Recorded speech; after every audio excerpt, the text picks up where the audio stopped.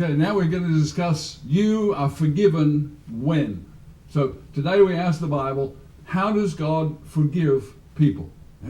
What's the process? What's the way in which God forgives people? Is it just press the button, just snap his fingers? What happens? So long ago, God designed this forgiveness process.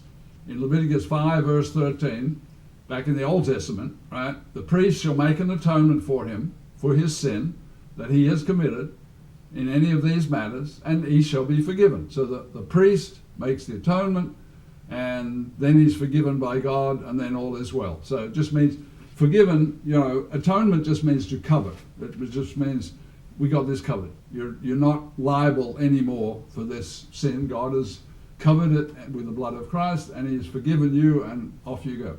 Leviticus chapters 4 and 5 show many variations on this process in the Old Testament to cover and forgive one person at a time, any time throughout the year.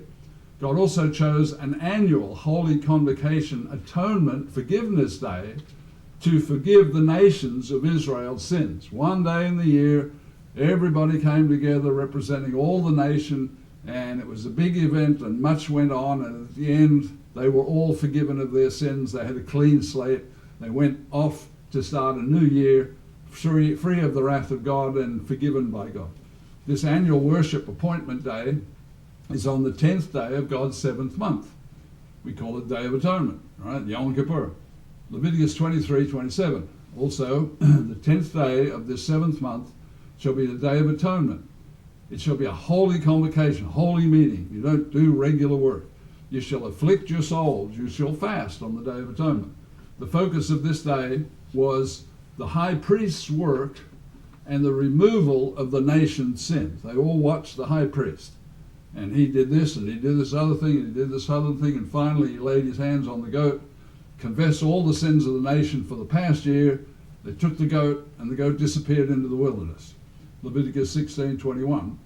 Aaron the high priest, shall lay both his hands on the head of the live goat, confess over it all the iniquities of the children of Israel, all their transgressions concerning all their sins, putting them on the head of this goat, and then shall send it away into the wilderness by a suitable man. Verse 22.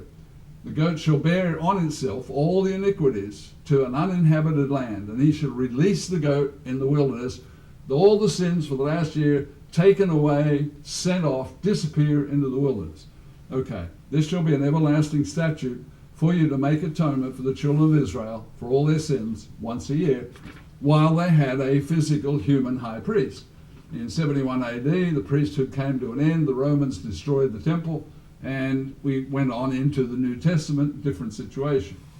This annual Holy Convocation meeting points forward to the great end of God's wrath day, which is Day of Atonement in the future. Revelation 16:17.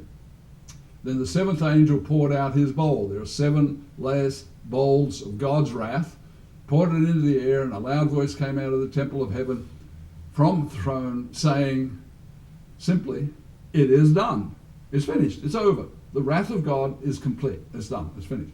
And if you look at other scriptures, you see that that means the end of the battle of Armageddon. So God's anger at human sins is now gone, and God is at peace with people on earth.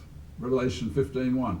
Then I saw another sign in heaven, great and marvelous, 7 angels having the 7 last plagues, for in them the wrath of God is complete. So when you get to the 7th bowl, and they say it is done, then the wrath of God is finished, it's complete. Then the it is done moment is the end of the battle of Armageddon. That battle is described in Zechariah 14:12. Most people don't look there for it. And this shall be the plague with which God will strike the people who fought against Jerusalem, because that's where Jesus landed, and they don't like Jesus coming to earth, so they go down there to kill Jesus, and so they take their armies to battle. They call it the Battle of Armageddon, but it's a battle against Jerusalem. Their flesh shall dissolve while they stand on their feet. That's pretty scary. Your soldiers are going to have their flesh dissolve while they're standing. Woo, that sounds like a nuclear blast, right? their eyes shall dissolve in their sockets. So if you're there, you don't want to be there. You want somebody else to be there. 4 verses after that description, God invites human leaders to join in the joyous worship of Jesus, the new King of planet Earth. We see that in Zechariah 14, verse 16. It shall come to pass that everyone who is left of all the nations which came against Jerusalem to destroy Jesus, the new King of the earth, shall go up from year to year to worship the King, new King Jesus, the Lord of hosts, and to keep the Feast of Tabernacles, because the Feast of Tabernacles is the King worship event, 8 days long, 7 to 8 days long throughout the year. Once a year, it's like a huge church convention. Jesus and his Father are eager for believers to be using the New Testament forgiveness process. In 1 John 1:8, we see, he says, if we say we have no sin, we deceive ourselves, and the truth is not in us. Verse 9, if we confess our sins, if we admit that we slip up, we fall, we fail, we break God's commandments from time to time, then he is faithful and just to forgive us our sins and to cleanse us from all unrighteousness and forgive us and send us off with a clean slate. Jesus is now our merciful high priest in heaven. Jesus is the high priest. Hebrews 4:15, for we do not have a high priest who cannot sympathize with our weaknesses, but was in all points tempted as we are, but not without sin.